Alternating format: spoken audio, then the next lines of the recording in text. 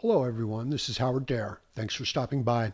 So I want to follow up on a video I did from a couple days ago where Elon Musk and Rumble were suing, or it started a suit against GARM, the Global Alliance for Responsible Media, and they're shutting down. Okay, 2 days, after this particular legal action and Howard Dare's video, they're shutting down. And this is a big deal because this has been controlling the advertising dollars and the shutting down of right-wing media and content creators. They were essentially using it as censorship to stop, people with the political views that they didn't agree with from making any money. And if they can't make any money, they shut down.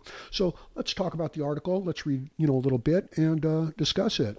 An influential advertising industry group said that it would shut down after being sued this week by X, Elon Musk's social media company, according to an email sent to its members and obtained by the New York Times. The Global Alliance for Responsible Media, a nonprofit coalition of major advertisers led by the World Federation of Advertisers, told its members it would cease operations 2 days after Mr. Musk accused the group of orchestrating a boycott against X. The lawsuit claimed that the group, known as GARM, had violated antitrust laws by coordinating with brands to persuade them from spending money on the social media platform. While the World Federation of Advertisers denied that GARM's work had run afoul of the law, it said that the nonprofit did not have the financial resources to continue operating while it fights X in court. I find that hard to believe since it's advertising. It's not even their money. And continuing on, Stephen Locke, the chief executive officer of the World Federation of Advertisers, told members in an email that while he was confident that the outcome would demonstrate our full adherence to competition rules in all our activities, GARM would shut down its operations immediately. The World Federation of Advertisers, which is also named in the lawsuit, will remain operational. This decision was not made lightly, but GARM is a not-for-profit organization and its resources are limited, Mr. Lork wrote.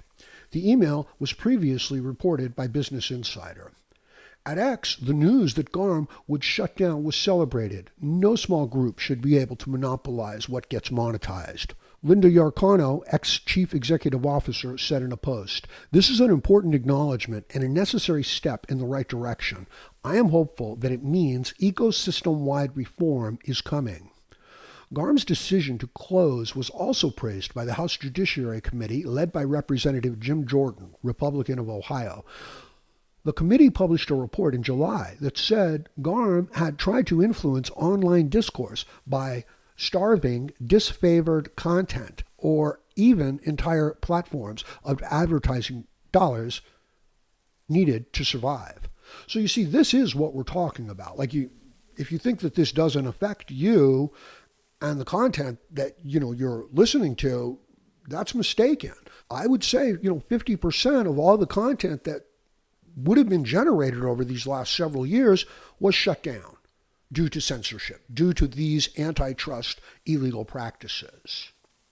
Continuing on, this is a big win for the First Amendment and a big win for Chairman Jordan's oversight work, said Russell Dreyer, a spokesman for the committee. The dispute stemmed from Mr. Musk's $44 billion purchase of X, then known as Twitter, in 2022. Mr. Musk promised a new era of unrestricted speech and annulled many of the platform's rules against hateful content and misinformation. In response, many brands pulled their ads from X, fearing they would damage their brands by appearing alongside unsavory posts. GARM was formed after a video of the 2019 mass shooting in Christchurch, New Zealand, was live streamed on Facebook. Advertisers converged and joined the nonprofit to pressure social platforms to adopt stricter content moderation policies. In the wake of Mr. Musk's acquisition, GARM recommended that advertisers pause their spending, and several major companies, including CVS, Unilever, did so. These two companies were also named in X's suit. GARM conspired with leading brands to collectively withhold billions of dollars in advertising revenue from the social media company, according to X's lawsuit filed Tuesday in a federal court in Texas. The suit against GARM is part of a broader attempt at X to push back against efforts to sturdy and curtail toxic discourse online. In March, a federal judge dismissed a lawsuit from X against the Center for Countering Digital Hate, or CCDH, over its research documenting the rise of hate speech on the platform. X later filed an appeal. After X sued Media Matters over similar analyses last year, several employees of the advocacy group said the legal pressure led to layoffs. A trial in the Media Matters case is set for next year. It's crazy that these people are employed to censor other people's free speech, to foster their political agenda under the guise of social welfare. This is a common theme throughout this woke mind virus approach to dealing with people. The ripple effect of X's, continuing on, the ripple effects of X's lawsuit against nonprofits have contributed to problems for researchers looking into extremism, disinformation, and other malicious online content.